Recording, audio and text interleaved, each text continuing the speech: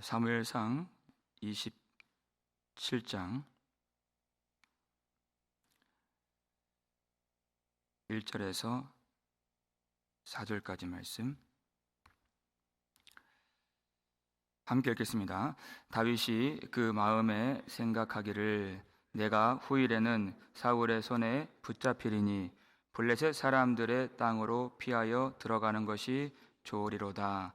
사울이 이스라엘 온 영토 내에서 다시 나를 찾다가 단념하리니 내가 그의 손에서 벗어나리라 하고, 다윗이 일어나 함께 있는 사람 600명과 더불어 가드 왕 마옥의 아들 아기스에게로 건너가니라.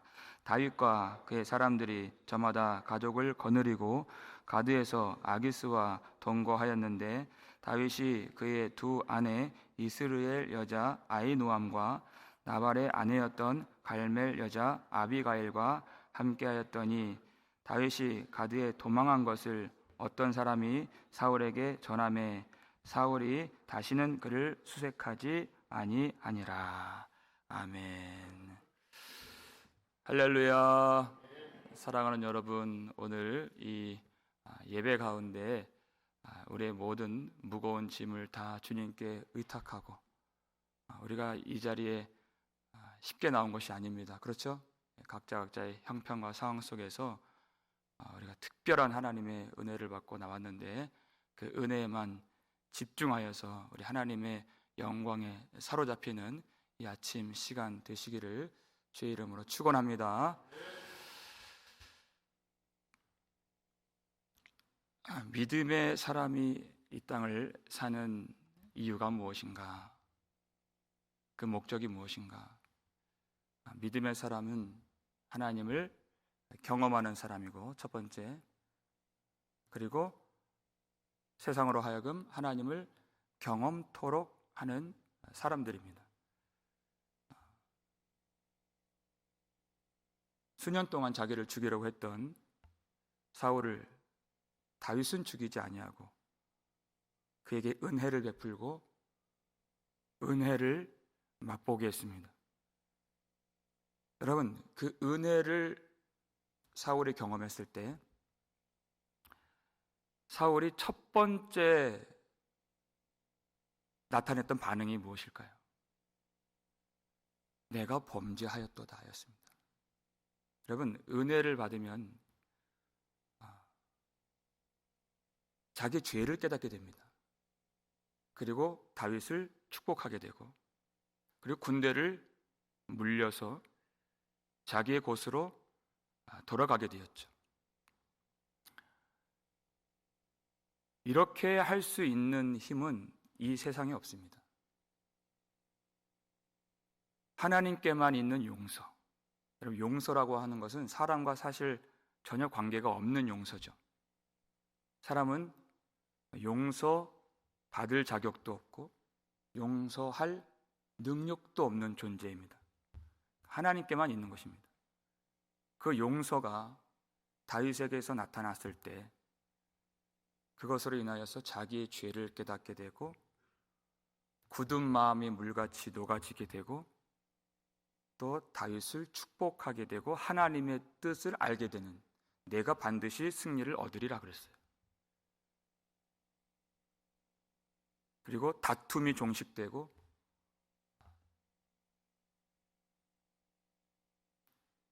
하나님의 뜻대로 살도록 만들어주는 것이 용서입니다. 그래서 우리 어저께 그것이 일시적이든 아니면 온전한 것이든 그건 우리가 따질 바가 아니라 우리에게 항상 은혜가 필요하다는 것을 우리가 깨닫고 우리가 그 은혜 안에 머물러 살아야 합니다. 이렇게 결론을 맺었죠. 사울과 다윗 간의 싸움 속에서 사울은 자기의 창으로 다윗을 죽이려고 했지만 다윗은 말씀의 창으로 사울을 이겼습니다.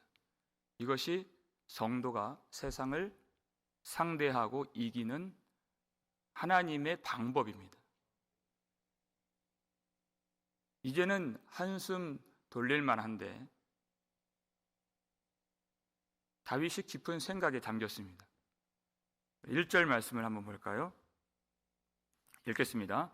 다윗이 그 마음에 생각하기를 내가 후일에는 사울의 손에 붙잡히리니 블레셋 사람들의 땅으로 피하여 들어가는 것이 좋으리로다. 사울이 이스라엘 온 영토 내에서 다시 나를 찾다가 단념하리니 내가 그의 손에서 벗어나리라 하고, 그 깊은 생각에 잠겨 있었어요. 그 마음에 채워졌던 생각이 무엇입니까? 지금이야 마음이 낮아져서 군대를 물리고 자기의 처소로 기브아로 돌아갔지만, 언제 또 사울이 일어나서 전에 그렇게 했던 그 패턴을 알잖아요. 그렇게 군대를 이끌고 나를 죽이러 올지 모른다, 반드시 그렇게 할 것이다 하는 그런 생각에 잠겼습니다. 우리는 사울과 다윗 사이에서의 어떤 이야기 몇 가지를 알고 있지만, 우리가 이 성경을 연대기적으로 보면 다윗이 사울의 위협을 받은 것이 지금도 물론 다 끝난 것은 아니지만 적어도 한 6년 정도 되는 시점에서 이러한 생각이 든 것입니다.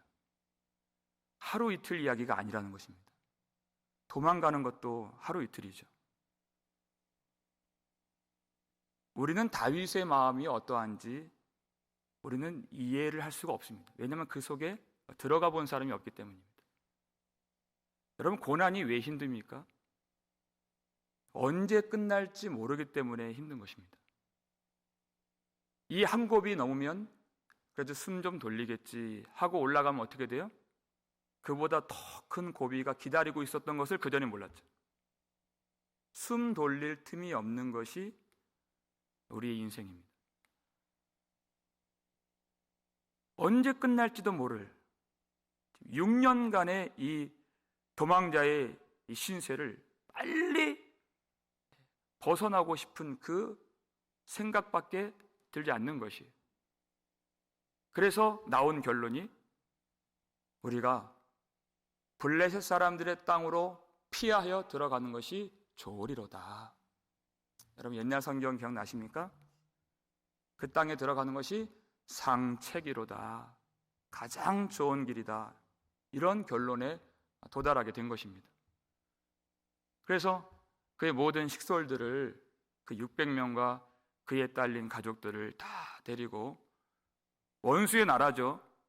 일전에도 망명을 간 적이 있었고 거기서 미친 채 하면서 침을 흘리고 그 문에 그적거렸던 그런 수치를 경험했던 그 블레셋 땅에 그가 모든 사람들을 다 데리고 아기스 왕에게로 들어가는 장면입니다.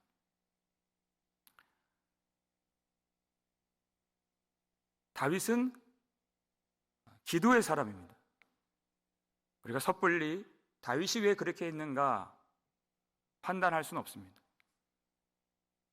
우리가 이렇게 편안하게 교회 안에서 우리는 기도를 하지만 그는 바위 틈에서 밤새도록 하나님의 은혜를 구하며 요새 안에서, 동굴 속에서, 숲을 가운데에서 하나님을 찬송하며 바라보았던 그런 인물을 우리가 어찌 잘했다 못했다 할 수 있겠습니까? 여기서 알 수 있는 한 가지는 다윗이, 믿음의 사람 다윗이, 그리고 말씀의 창으로 일전에 승리했던 다윗이 지금 많이 지쳐 있다는 것입니다. 다윗도 하나님의 약속을 받은 사람이지만, 기름 부으심을 받은 그런 인물이지만 연약한 사람에 지나지 않다는 것입니다. 우리가 설교할 때 설교자들이 기도하면 낙심이 찾아오지 않습니다, 이러면 제가 아멘 할까 봐 빨리 말을 이었어요. 설교하기도 쉽고 그럴 법하니까 금방 아멘이 나옵니다. 살다 보면 제가 그렇게 오래 산 사람이 아니라서 이런 말씀드리기가 좀 뭐하지만 기도하면 낙심이 찾아오지 않는가? 꼭 그런 것 같지는 않습니다. 저 사람은 어떻게 저렇게 매 순간 승리하는 삶을 살아갈까? 참 대단하다. 그렇게 보여지는 사람이 있지만 실상 그런 사람은 없습니다. 이스라엘 백성들이 가장 우러러보았던 선지자가 누구일까요? 그리고 다시 오리라고 믿었던 선지자가 있습니다. 엘리야죠. 그 엘리야가 열왕기상 18장에서 바알과 아세라 선지자 850명과 상대하여서 그들이 하루 종일 기도를 했는데도 그들의 신께 구했는데도 안 됐어요. 그 제단에 불이 내려지지 않았습니다. 엘리야가 이제 기도합니다. 하나님이 엘리야의 기도를 그 갈멜산에서 들어주시고 그 도랑에 넘치도록 물을 부었음에도 불구하고 그 제단과 도랑이 다 불에 살라져서 마를 정도로 하나님이 큰 불로 응답해 주셨습니다. 하나님을 많이 떠났던 이 백성들이 여호와 하나님의 이름의 그 성호를 연호하면서 우리 하나님이시로다 소리치면서 그 바알과 아세라 선지자들을 골짜기에서 다 죽였습니다. 이제 곧 이 나라에 큰 부흥이 올 것처럼 기대할 수 있는 그런 장면이었죠. 대단한 승리를 거두었습니다. 그런데 18장에서의 엘리야와 19장에서의 엘리야가 너무나도 다른 모습이었다는 것이에요. 이세벨이 엄포를 놓습니다. 그야말로 엄포입니다. 사신을 보내서 반드시 엘리야에게 내 생명을 저 죽은 자들의 생명과 같이 만들리라 이렇게 얘기했어요. 진짜 죽이려고 했다면 자객을 보내지 왜 그런 메신저를 보냈을까요? 엄포예요. 근데 그 한마디 말에 그가 얼마나 무너졌는가?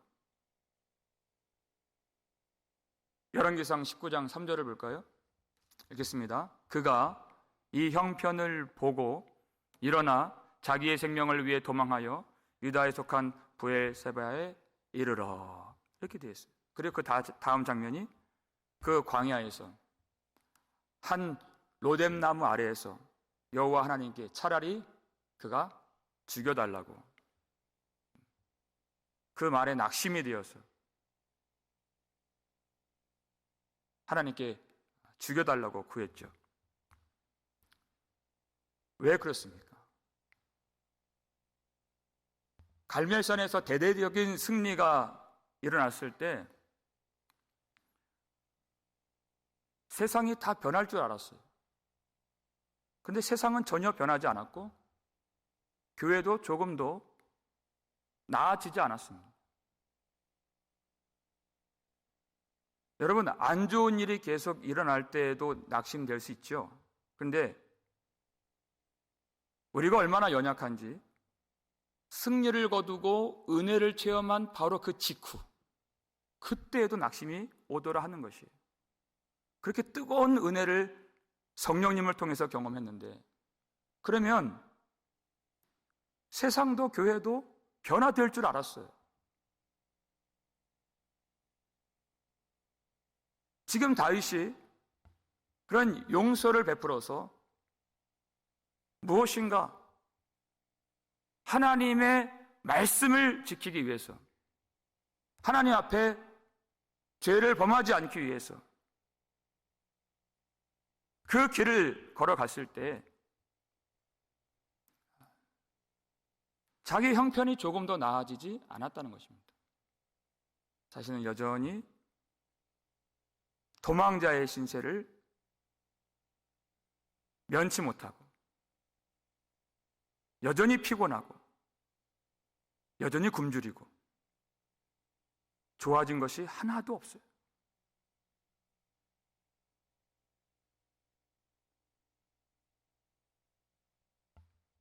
그가 영적인 회의감과 낙심이 찾아온 것입니다.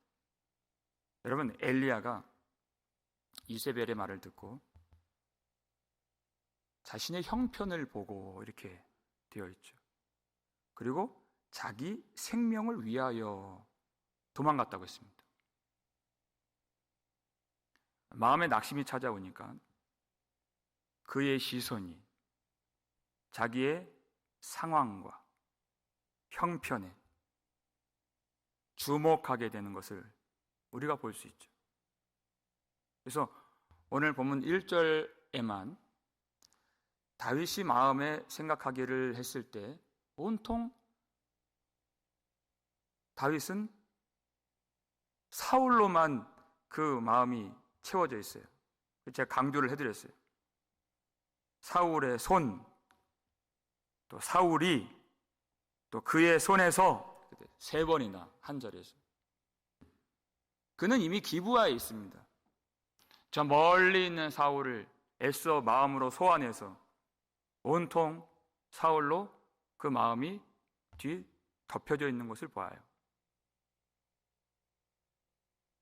그리고 여러분, 사울을 그렇게 마음속에 가득 담고 있다는 것은 그가 무엇에 매몰되어 있고 집중한다는 말일까요?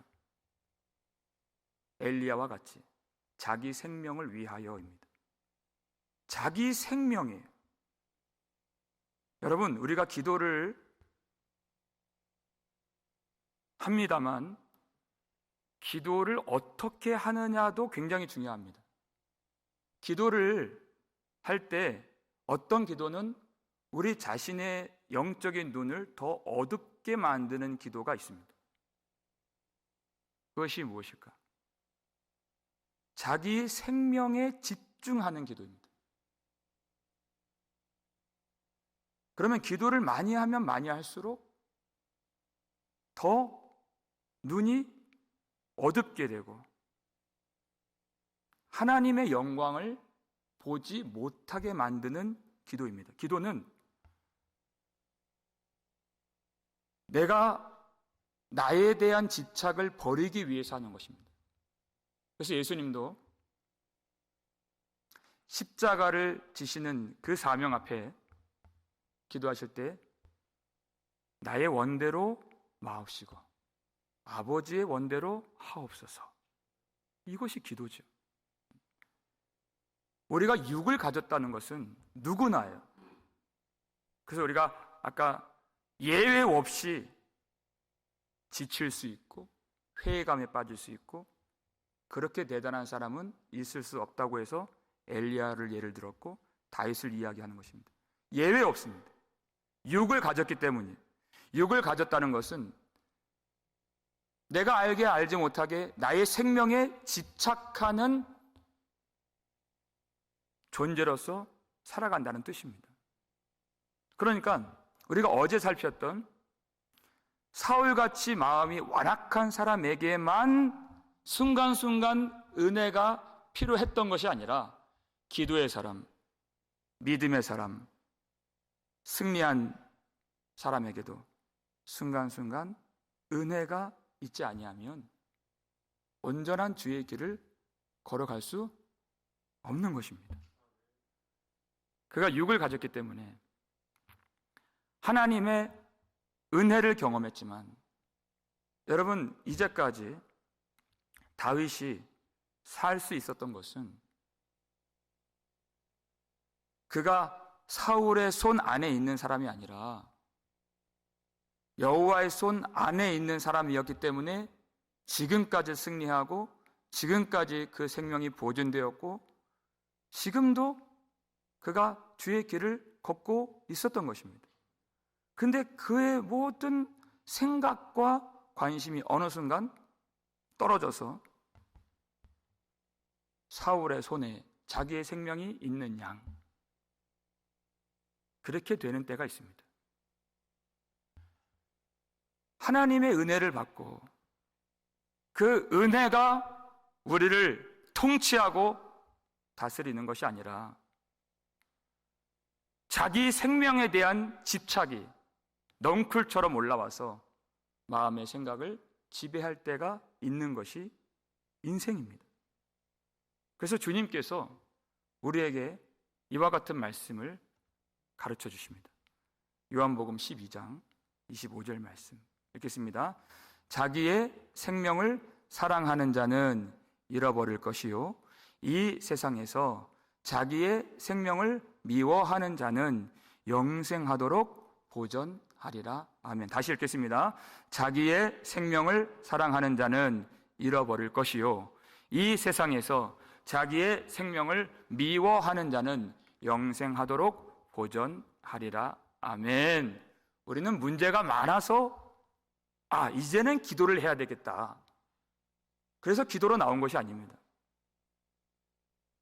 육적인 인생들이 스스로 끊을 수 없는 자기 생명에 대한 집착이 주님의 영광을 보지 못하게 하고 자기 생명보다 더 나은 예수 그리스도의 부활의 생명에 들어가지 못하도록 그것을 끌어당기기 때문에 이제는 나의 원대로 마옵시고 아버지의 원대로 하옵소서, 주님께 나의 생명을 의탁하기 위하여서 우리가 기도를 하는 것입니다. 주님이 우리에게 주시는 그 은혜가 오늘도 충만하여서 내가 내 마음에 생각하기를 하는 그 길을 걷지 아니하고 주님이 원하시고 주님이 명령하신 그 길을 걸을 수 있도록 나의 마음의 생각이 아니라 하나님의 뜻대로 걸어가는 우리 인생이 되게 해달라고 기도를 하지 않을 수가 없는 것입니다. 그래서 그 은혜가 우리를 통치하면 그 육신의 자기 생명에 붙잡힌 바 되지 아니하고 하나님의 성령에 사로잡히게 되면 바울이 언젠가 사도행전 20장 24절에서 나의 생명조차 조금도 귀한 것으로 여기지 아니하노라 그랬습니다. 하나님의 은혜가 우리를 주장해 주실 때 우리는 이 놀라운 우리의 생명보다 더 귀하고 비교할 수 없는 우리 주 예수 그리스도 생명 안에 들어가 살 수 있음을 믿으시기 바랍니다. 우리 인생에 여전히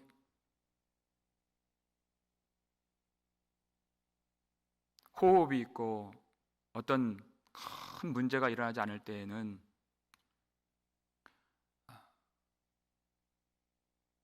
자기 생명에 집착하지 않고 예수 생명을 바라보는 그 믿음의 말씀에 우리가 아멘할 수 있습니다. 근데 우리는 다 생명과 그 죽음의 갈림길에 서게 되는 때가 반드시 옵니다. 그때 그리고 오늘 지금 이 순간에도 그와 같은 고통 속에서 혼자 씨름하고 또 신음하는 그런 지체들도 우리 중에는 있습니다. 우리의 힘이 다 빠졌을 때, 그리고 우리의 마음에 낙심이 찾아오고 또 믿음의 회의감이 올 때, 내가 이렇게 주님을 위해 충성하였는데 왜 나의 상황은 좋아지질 않고 왜 더 어려워집니까? 하는 의문이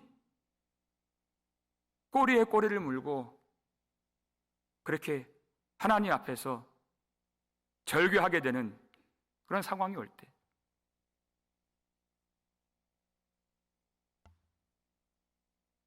우리 주 예수 그리스도의 은혜가 그 심령을 다시 회복시켜 주시는 오늘 이 아침이 되기를 주의 이름으로 축원합니다.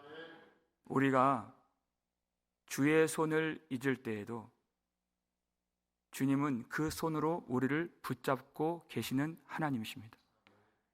믿음의 사람도 때로는 지칩니다. 오늘 제목이에요. 왜 제목을 저렇게 부정적으로 달았을까? 여러분, 그것이 아닙니다. 우리는 지치지만 우리 하나님은 지치지 아니하시는 하나님이십니다.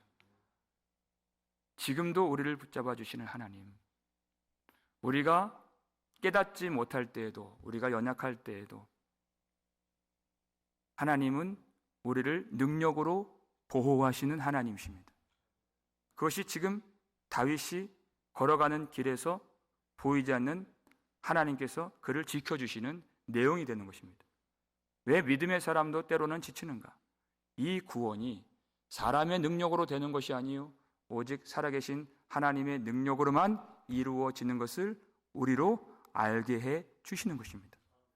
우리는 왜 세상이 변화되지 않는가? 왜 내 상황이 나아지지 않는가를 고민할 때가 많이 있지만, 하나님의 관심은 이 세상의 변화도 아니고 우리의 상황의 변화도 아니고 우리의 믿음에 있습니다.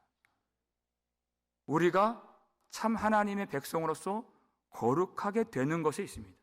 그리고 우리의 구원에 있습니다. 하나님은 그 구원을 이루시는 하나님이십니다.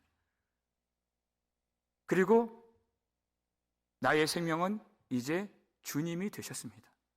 주님이 나의 생명이시고 나의 영광이시고 나의 소망이 되셨습니다. 오늘 우리 주 예수 그리스도 은혜 안에서, 우리를 사랑하시는 자 예수 그리스도 안에서 여러분, 힘든 일이 많이 있으시죠? 그래서 우리에게는 반드시 주님의 은혜가 필요한 줄 믿습니다.